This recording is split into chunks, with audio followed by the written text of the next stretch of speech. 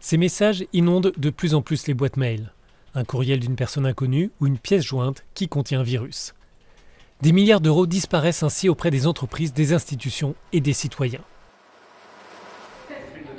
Ces attaques portent le nom d'hameçonnage, de rançongiciel, pour évoquer les escroqueries qui se déroulent sur le net. Face à cette menace, le Parlement européen finalise un projet législatif afin de protéger les Européens et de faire de la toile un lieu plus sûr. Il est très important d'avancer rapidement, comme ça les hackers ne souhaiteront pas agir en Europe et frapper le continent. C'est important aussi afin d'améliorer la sécurité, d'élargir son champ d'action.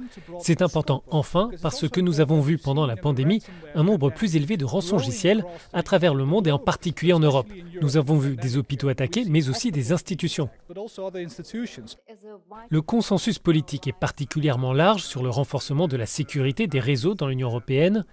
Mais une meilleure protection est souvent synonyme de davantage de contrôle et ce peut être au détriment des citoyens.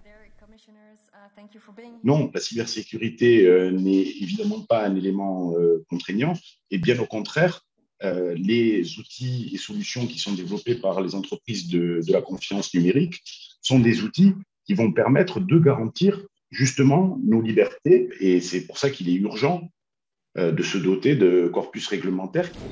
La problématique est mondiale, dès lors la comparaison avec d'autres partenaires comme les États-Unis se fait immédiatement. Nous investissons en moyenne 41% de moins que les Américains dans la cybersécurité. C'est un problème sur lequel nous devons vraiment travailler.